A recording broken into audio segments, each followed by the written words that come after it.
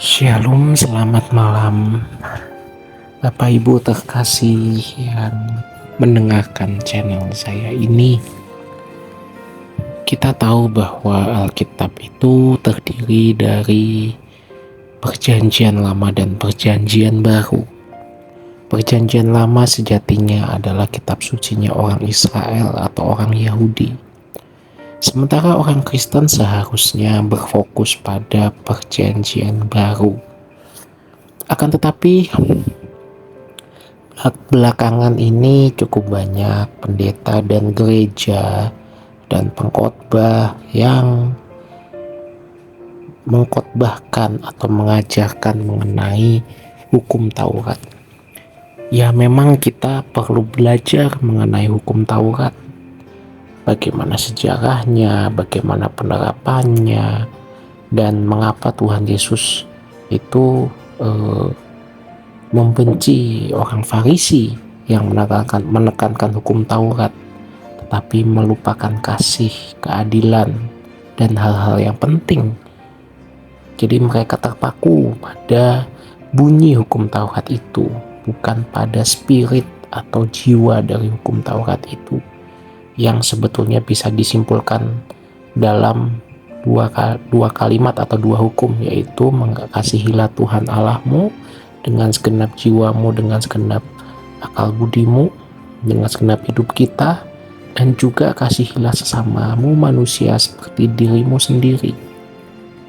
Inti hukum Taurat itu sebetulnya dua tadi. Akan tetapi kalau kita perhatikan, hukum Taurat itu punya 613 aturan. Justru pendeta-pendeta dan gereja-gereja lebih banyak menekankan dua saja, tetapi bukan dua hukum terutama tadi, tetapi adalah aturan atau hukum mengenai persepuluhan dan juga aturan atau hukum mengenai persembahan buah sulung.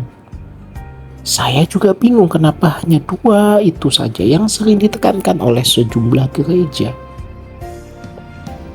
Padahal ada banyak hukum lain. Kalau kita hanya fokus di dua itu dan melupakan hukum lain, ya jadi nggak fair juga dong. Yang ditekankan hanya kita harus memberikan persepuluhan seperti orang Israel memberikan persepuluhan. Persembahan buah sulung juga begitu. Padahal saat ini bangsa Israel tidak mempersembahkan persepuluhan.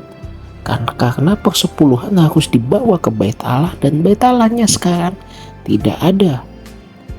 Kan lucu, hukum Taurat dipilih yang menguntungkan pendeta gereja.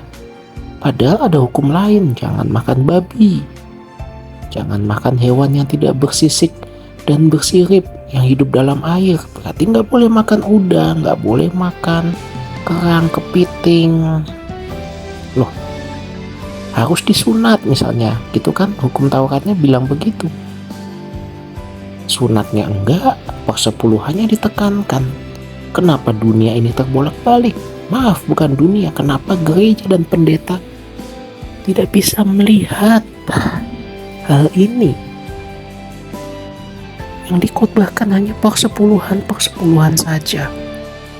Karena memang di beberapa gereja dibuat semacam aturan tidak tertulis bahwa persepuluhan akan menjadi milik pendeta atau gembala sidang. Makanya mereka berlomba-lomba ngajarin itu. Padahal ya banyak hukum lain.